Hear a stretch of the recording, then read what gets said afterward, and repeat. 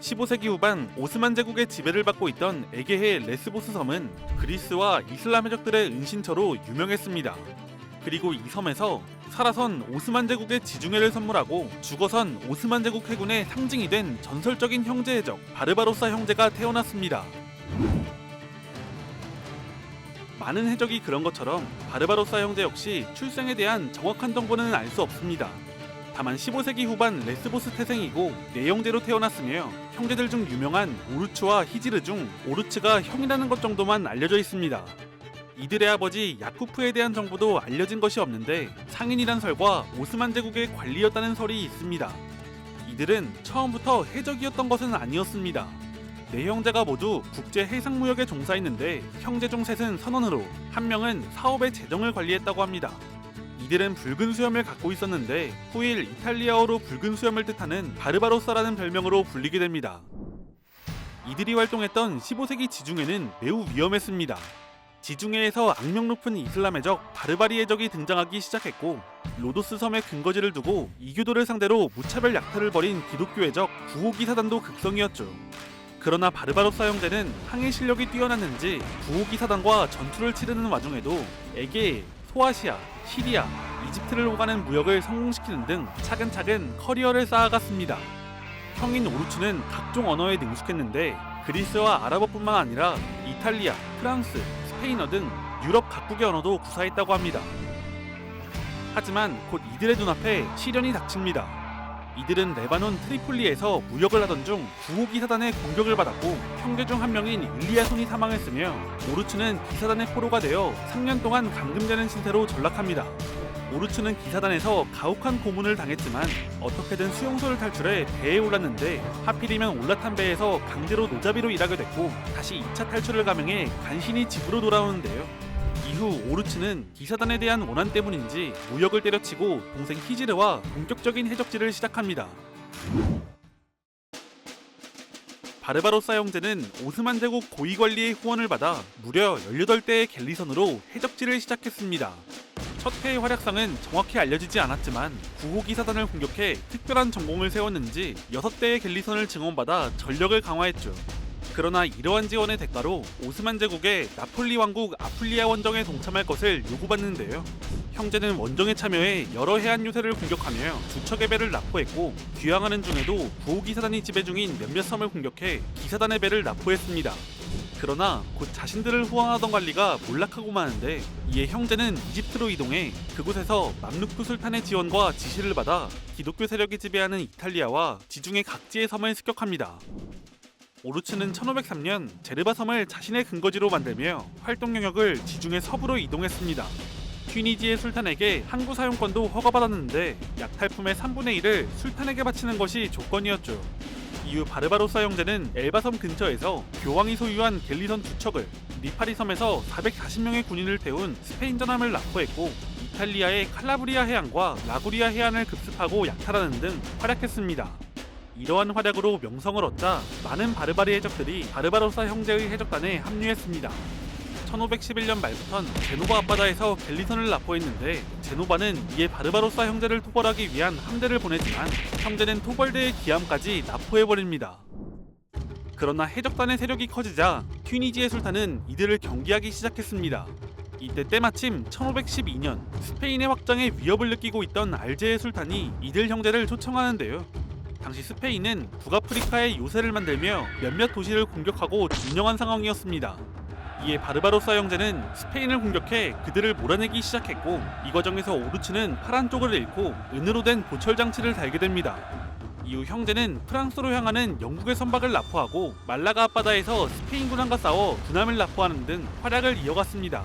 1514년엔 제노바의 지배하에 있던 알제리의 지제를 공격해 점령했는데 해방된 지제레 주민들은 오르츠를 지제레 술탄이라고 칭송했습니다. 바르바로사 형제는 이어서 1515년까지 시칠리아, 사르디니아, 발레아레스 제도, 마요르카 섬 등을 급습해 약탈했으며 약탈물 중 일부를 오스만 제국의 황제 셀림 1세에게 선물로 보내 자신들의 활약상을 과시했습니다.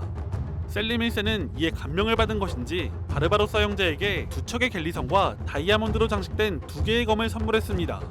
한편 오르츠는 해적질을 하면서 평소 이베리아 반도에서 추방당한 무어인을 북아프리카로 이주시키곤 했는데 이 과정에서 인력을 수급했으며 북아프리카에서의 명성을 높일 수 있었습니다. 그리고 이렇게 승리를 이어가며 명성을 쌓은 형제는 큰 결심을 하게 됩니다. 1516년 바르바로사 형제는 스페인 침략에 미온적인 알제의 술탄을 죽이고 스스로 술탄을 칭했습니다. 술탄이 된 오르츠는 혼자서 스페인을 상대하는 것이 부담이었는지 오스만 제국에 신하를 자청했는데 오스만 제국은 이를 수용했습니다. 또한 새로운 정권이 세워지자 스페인은 곧바로 알제를 정복시키기 위해 함대를 보내는데요. 그러나 스페인 함대는 폭풍을 만나 함대가 난파됐고 살아남은 함대는 바르바로사 형제에게 격퇴당합니다. 이후 오르츠는 밀리아나, 메데아, 테네스를 점령했고 1518년엔 모로코 동쪽 우지다를 점령하는 등 영토를 확장했습니다. 이러한 확장을 경계한 스페인은 트램센의 영주에게 토벌을 명령했는데 오르츠는 이 계획을 듣고는 트램센을 성공해 함락하고 영주를 처형했습니다. 결국 스페인은 번번이 알제의 바르바로사 형제를 막지 못하자 후일 신성 로마 제국의 카를 5세가 되는 스페인 황제 카를로스 1세가 직접 1만의 스페인군과 수천의 베두인 병사, 5천의 무어인 병사를 동원해 알제리를 공격합니다. 오르츠는 트램센에서 항전하며 6개월 동안 버텼지만 트램센의 원주민들이 그를 배신했고 오르츠는 포위망을 뚫고 알제로 귀환을 시도하다 사망했습니다. 이렇게 알제의 술탄이자 해적단을 이끌던 오르츠가 사망하며 스페인의 목표는 달성한 것처럼 보였지만 곧 북아프리카의 각 거점과 해적단 바르바로사라는 이명은 동생 히지르가 계승했습니다. 그러나 스페인과의 전투에서 전력이 크게 손실됐고 스페인이 다시 공격해온다면 막아낼 수 있을지 알 수 없는 상황이었는데요. 이에 히지르는 북아프리카 영토를 오스만 제국의 황제 셀림 1세에게 바치며 직접적인 지원을 요청했습니다. 셀림 1세는 히지르를 인정하며 2천의 병력을 파견했습니다. 오스만 제국의 입장에서 바르바로사 해적단을 지원하는 것은 잃을 것이 없는 장사였습니다. 오스만과 스페인은 각각 이슬람의 대표와 기독교의 대표를 자처하며 지중해에서 패권 경쟁을 벌이고 있었는데 스페인의 적인 바르바리의 적은 오스만의 친구라고 볼 수 있었고 오스만은 이들을 통해 지중해에서 영향력을 확대하고 해군력을 증강할 수 있었습니다. 실제로 나중에 바르바로사 해적단은 오스만 제국의 정규군이 됐고 히지르는 슐레이만 황제로부터 최고의 신앙을 뜻하는 하이레딘이란 칭호를 받으며 일명 하이레딘 바르바로사로 불리게 됩니다.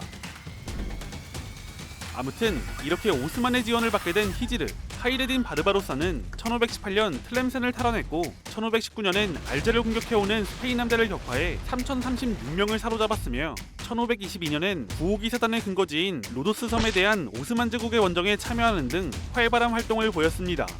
또한 네브론, 알제의 모든 항구를 바르바리 해적들에게 개방해 그들을 불러들이는 한편 스페인의 무어인들을 북아프리카로 이주시키며 전력을 증강했고 형 오르츠가 추방했던 지방 유력자들의 자치권을 인정하며 화해를 도모하는 등 내부를 안정시켰습니다. 이제 그를 막을 자는 없었는데 그는 1530년 1월부터 10월까지 시칠리아 해안, 발레아레스 제도, 마르세유, 프로방스, 리구리아 해안, 사르데냐 해안을 공격했으며 12월엔 발레아레스 제도의 카브레라 성을 점령하고 기지로 삼았습니다. 사태가 이 지경에 이르자 스페인은 40척의 함대를 편성해 지젤과 알제 원정을 시도하지만 하이레딘은 이를 격퇴합니다. 한편 오스만 제국의 황제 슐레이만 1세는 합스부르크 오스트리아에 대한 원정 도중 합스부르크 해군에 의해 펠로폰네소스 해안의 여러 도시가 점령당하는 경험을 하게 되는데 그는 강력한 해군의 필요성을 깨달으며 하이레딘을 소환했습니다. 하이레딘은 사르데냐, 코르시카 등 후방 해안지대를 공격했고 메시나 근처에서 갤리선 18척을 납포하며 합스부르크 해군에 대한 정보를 얻었습니다. 그리고 트레베자 앞바다에서 전투를 벌여 승리했습니다. 하이레딘은 자신의 전공을 슐레이만 1세에게 보고했는데 슐레이만 1세는 그를 오스만 제국의 대제독 겸 북아프리카의 총독으로 임명했고 로도스 섬, 에비아 섬, 키오스 섬의 통치권을 부여했습니다.